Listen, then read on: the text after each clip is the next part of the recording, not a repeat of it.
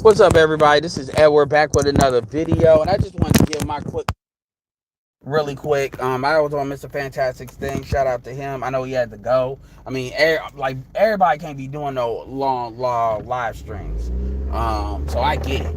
I just wanted to give just a couple of clarifications on some things that I said over there. So if you didn't hear me, you won't know what the fuck I'm talking about. I may do a live stream later on tonight. So we can rehash some of these things, but it's 2 points I really want to talk about. So point number one, well, three. Point number one, as far as dick policing, I don't I don't believe in dick policing at all. I don't. The reality is most people like to use the thing about being pro-black as a mechanism to try to legislate what other black men do. Let's take, I forget the dude's name. I think his name is Patterson. He played for OKC. I believe he plays for the Clippers right now, but he's going around, he's being kind of thrown around and shared around right now because he's with a white woman. He made a comment saying that, he ain't gonna be happy with no bulldog, and now black women want to be in their fucking feelings. First of all, the reason why he said that was because motherfuckers were in his comment section basically talking shit about him being with a white woman, and it doesn't matter how the fuck you feel about it. It doesn't matter. It's a choice he made. You didn't give a fuck who the dude was before, so why the fuck do you give a fuck who he is now? And all it is about that insecure bullshit about how you feel about what a man is doing with his dick. It doesn't matter if he left somebody for a while. None of that matters. He rises and falls on the relationships that he chooses, just like a lot of women do. That's number one. And the bulldog thing was not at all black women. It was pretty much saying, look, he's not gonna. It's the same shit Obsidian talks about. He's not gonna be with no homely motherfucker. All right, he's not gonna be with no homely motherfucker, and then turn around a homely person, the NBA player. So he has a right to say that. And then at the end of the day, black and you got a community is not why you be a player. The reality is and you ain't gonna be asking the community for nothing because you straight. So that's what I don't understand. Why do these dudes feel like they need to justify they choose? And that's what a lot of that comes into. So anyway, that's how I feel about the topic as far as dick policing. A lot of people will use these try to moral things or these initiatives in order to try and manipulate a situation. The truth is, a lot of motherfuckers get mad, and this ain't everybody, but a lot of people get mad at shit like that because they're jealous because they don't have the same access. That's really what that comes down to. Is that all pie chart? No, but that's a lot of it. That's the first thing. Second thing is, shout out to Zeus. Appreciate you being a subscriber. I wasn't saying everything he said I agree with. What I'm saying is when you look at all of the people that are red pill or want to quote unquote be red pill, because we just got off of motherfuckers that want to act like they red pill and now they want to be the very dick policers that they try to act like they red pill. Even dudes that say they understand the streets, but they turn around and then they want to tell somebody about getting a passport, about doing whatever they choose to do. So it's amazing how that shit comes up. So remember, yes, that's true for you, but a lot of people that you saying in general, that's not always true for them. And they be coming with it on bullshit. And it just, you got to find the thing that they come on. So yes, there are people that will do the fuck shit. And for what and I've talked with Mr. Research behind the scenes. And we've talked a lot, maybe not recently, but a lot. So what I was really trying to do was translate what he was saying, because it wasn't what y'all was kind of interpreting him as saying was not really what he was saying as far as kind of what was behind it. Because what happens is we take these battle lines and people don't I'm not saying y'all weren't listening, but people don't know certain people. So it's like they hear what they say, they automatically think, a certain type of person or a certain type of way or a certain type of arrogance. And that's not what it was. Because I know him, so I know so that's all I was trying to do with that. Now, as far as what you call was talking about on the we ain't never about kids, that's not really true. Have we really been at what I would consider an acceptable level of putting really passing shit down? I would say no. But this idea that it's been like nothing at all and nothing to speak of, that's not really true. And what happens is you got people that were raised in a certain era, and because their era, they see a lot of the worst of it, they want to comment on other eras that, quite frankly, they don't know nothing about. Like, for instance, the shit with Reagan. Yes, Reagan did some fuck shit, but everybody knows that black people getting locked the fuck up was really Clinton. That's when the laws really accelerated it. Yes, you may have seen some build up with Reagan, but and a lot of times politicians will pull laws that were set up by other politicians like Reagan to do it. But really, you can hold Reagan. Reagan is accountable to the crack era that really, and then George H.W. Bush kind of helped manipulate the laws when it comes to making crack. That he separated crack and cocaine to make crack give all these auto years, and then 3 strikes, and that's when Bill Clinton came in and piggybacked off of that. So what he was saying was not 110% wrong, but it wasn't actually the true narrative to paint a certain picture. And often Democrats will actually pull laws. It happened in Michigan. A lot of laws that Republicans did were activated by Democrats. This is why you have to understand white supremacy. Democratic and Republican Party is a two-sided coin when it comes to white supremacy. You have no friends. And a lot of people don't understand that. Democrats will say, oh, I didn't create the law, but they'll pull from the laws and make adjustments. Even Obama did that. You saw how Obama did that came to executive decisions. He used that was established by Bush. So people don't realize that, don't think about that, because I said it over time. So a lot of times what happens is we have this thing where we're arguing back and forth rather than really trying to say, okay, what are we really talking about? What does it really come down to? So it becomes about arguing against a person and not really about getting the balance so we know exactly what the fuck we agree or disagree on. So if the original topic was dick policing, everybody agrees with that. But what I will say, and this is nothing that research has alluded to, and I agree with that, this is why when I certain things that come from certain people, I try to give them credit for that. Like, for instance, Mr. Research stated that YouTube was going to just come in and make up a policy and just scrub everybody they just decided to. Now, it was a conversation that happened offline and some of it online. I told Mr. Research I didn't think that was going to happen. And yes, that policy is switched where YouTube has said that they can remove you for whatever reason under the clause of you're not commercial enough. So technically, for right now, Mr. Research is actually correct right now. Based on what he's saying, he's more right than what I am. It remains to be seen how ruthless they're going to be about executing that. But based on his timetable, it is kind of on track to what he said. Maybe it's actually accelerated a little bit faster than he might have predicted, because he said 10 years. Maybe he said 3 years. I don't know. He can clarify. So the point is, and this is not just like on this conversation. This was a conversation that kind of noticed also when we were talking with the chick. Jessica on It's a Fantastic Thing. People are so big to like bite people's heads off and stuff like that. Sometimes we get in the way of what we're really trying to talk about. But and I'm not talking about you should agree with somebody, but I'm talking about be clear on what you disagree with.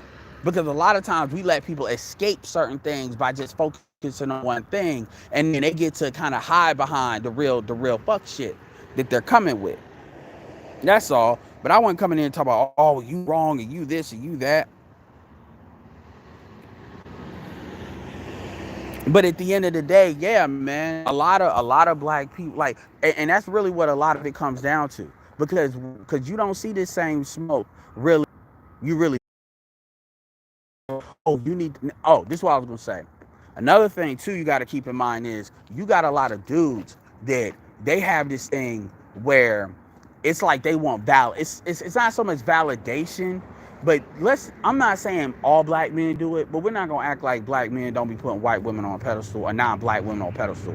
We're not going to act like there's no such thing as black men to do that.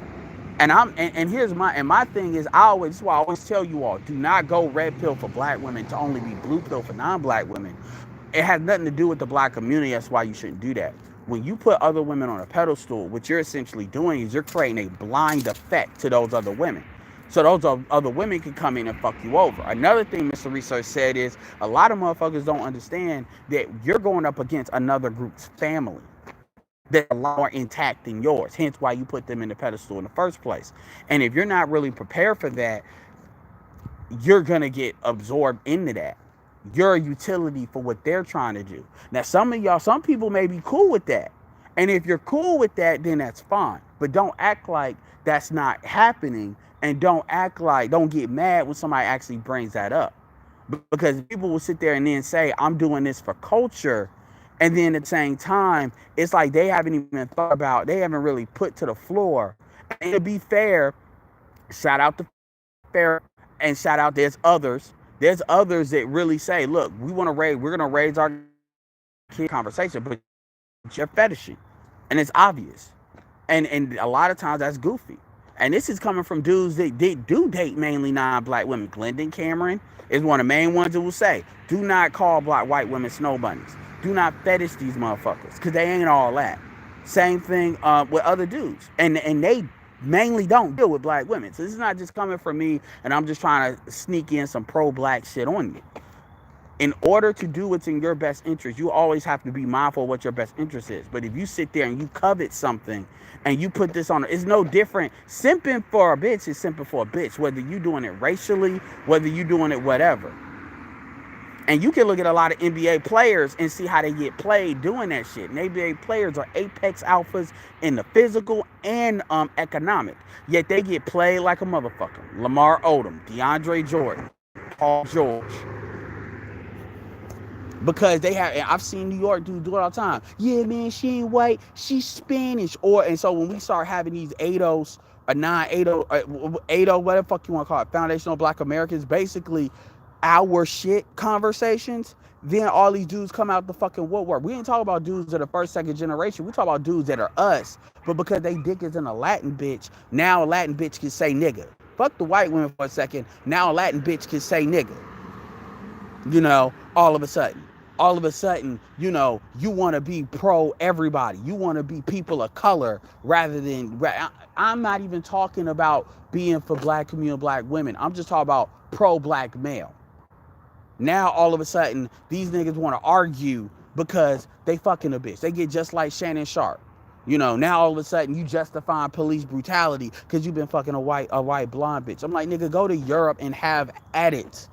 Go get them Germans. I just talked to somebody that was in AFRICOM. Go have at it. You want all the white pussy, Latin pussy, whatever. Get it out your system so you realize this shit ain't all that. And I'm not even saying get out the system and deal with black women. I'm just saying, do not sit there and put a bitch on a pedestal. And we're not going to act like, and this is how I know that's the thing you need to look out for. Because black men get so little femininity within our own community, we don't understand how much we're starving for that until we get it. So what happens is that becomes like a drug and we don't know how to deal with it. That's what it is. And this ain't so much for older dudes. This is really for younger dudes. Because before you know it, niggas are just popping babies and shit. They ain't never tasted femininity before, so they just don't know. That's all it is. It's a keep in mind. It ain't no telling motherfuckers, hell, Mr. Research dates has dealt with non-black women. That's all we're saying. And what happens is people will hear that shit, and then they'll just see, oh, you just trying to bring in the bullshit. And then, and a lot of times I'll let somebody talk, so I'm clear before I go in what they're doing. And I'm not saying people ain't doing that. I'm just giving my perspective. Because now you got the black youth movement and these bullshit ass niggas writing articles talking about SYSBM as misogyny and stuff like that. So people got to be on their game. So anyway, that's just what I want to put out there. It wasn't nothing I'm trying to tell somebody what to think or who to be or draw battle line. Like I said, I'm all for people doing what in their own best interest because I think about what is in somebody's best interest. Anyway, let me get my shit together. Let's see what y'all talking about. That's all it is. Yeah, Pat Patterson. I mean, I saw him. I've seen him play. I know he a good role player, but nobody knew who the fuck he was. So all these chicks, these colorism, you know, it's jealous. What it is it's jealousy porn. That's what it is. These females are fucking in their feelings, and the content creators will create content or share articles with it because they know black women are insecure as all fuck, and they're going to share it. It's going to get a lot of social media engagement. It's the same thing when motherfuckers used to do with Obama with these white folks. Obama's going to take your guns. Obama's going to take your life. Obama's going to get revenge on slavery. And what would happen? How much money did Facebook make? You got motherfuckers that made like millions of dollars Breitbart, all these sites that came up in the Obama era because these white folks were just so fucking insane about Obama. And you see a little bit happening with some certain women's groups because Trump. And these motherfuckers are hustling. It's the same thing with Derek Jackson and them. They're hustling females. So they see some. So every time you see a dude to do something like that, these chicks know it's money to be made because they know they could put a video and it's gonna get views. Look at some of your favorite content creators, BGS, fucking Sigma, whoever. If you look at their interracial content, that has the most views. Usually their top 5 videos have something to do with somebody fucking a non-black person. Why? Because these motherfuckers are insecure as shit. And the algorithm is hungry for that shit.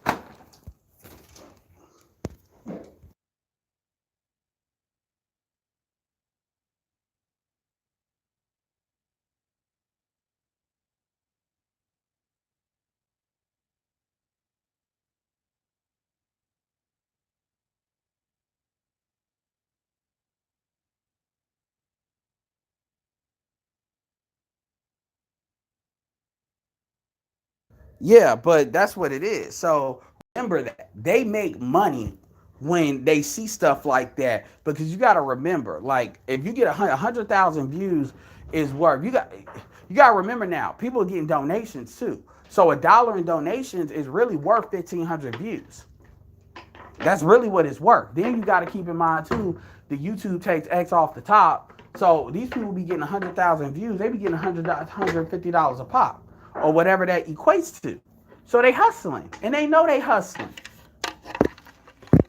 And that's why I don't take a lot of them seriously. So when people be commenting on what they do and all, I don't be because they hustling and they know it. And once you realize it and you see it as plain as day, it is what it is. So let's see. No, he didn't mean black women were ugly. That's not what he meant. But that's how people will take it because they're insecure. Let's see. You absolutely right. And you absolutely right. Very same dudes that try to say you square are the very dudes that get mad when you do what's in your best interest. That's why the community never wants to talk about this idea of what's called cultural compatibility. Because what happens is the issue is not what people want to call lame, is really a cultural incompatibility issue. And what happens is people want to act like there's no such thing as a lame woman. There's no such thing as that because they're the control group, the way the community is wired. So it's all what you doing because they always choose right. Well, why are their outcomes not what they wanted to be? We can't have that conversation. This is how you know it's BS. I understand. Sometimes what people be interpreting Mr. Research way says a certain type of way, and I can understand why that is. Let's see. What's up, Marty?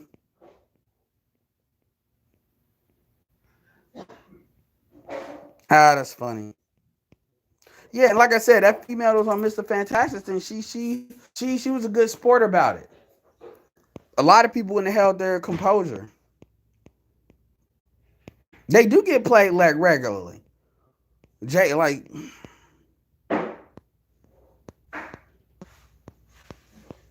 yeah, appreciate the truth. No, man, it's not hard. It's not hard, man. You just gotta, it's really not. It's just people got agendas that they keep on wanting to promote, and they feel like the good goes with the bad. They have always been treated our property, Vern. Well, it's the crisis levels everywhere. I mean, like single motherhood is at 50% in the white community. Yeah, what's up, Kobe? Of course he's gonna say that. I haven't been subscribed to Voice Watkins in a long time. I mean, he's been better, but he's gonna use again. That's hustling. He's saying that because he knows that's pandering. He knows that puts him in good in case he do some stupid stuff. No, Patterson doesn't need to apologize because this is what I would ask Voice is something very simple. I would ask, okay, how can women affect money? They can't. Okay, in the end of. So you don't even have a logical reason as to why he should. That's number one. And number two, um, even if it was logical, why would he? But see, that's the thing, man. Should Boyce Watkins apologize for getting with a light skinned chick? Like, where does that end? Like, that's so stupid. That's so dumb. And these are the same people, not Boyce, but other people that were telling people that we should stomach Kamala Harris and get over it. You notice how those are the same people when Kamala Harris was running, everybody was like, oh, you should get over it. You should just get over it. You're being insecure. You should just get over it. And nobody, like, men wasn't even really bringing that up. That was just an aside that people was bringing up. That was an and by the way. And by the way, for people to want to act like if black men are inconsistent, how many niggas been brought up that Tariq Nasheed is married to a chick that's half Jewish? Whether I agree with them bringing that up or not, guess what? You can't say if it's a man they don't bring it up. That's not true. So that right there proves that dudes are usually equal opportunity if they care about the issue. They're not selective. They can be, but on stuff like that, we're less selective. Fuck, man. Man, I got like 5 days off, so I'm going to finally work on these websites and stop bullshitting.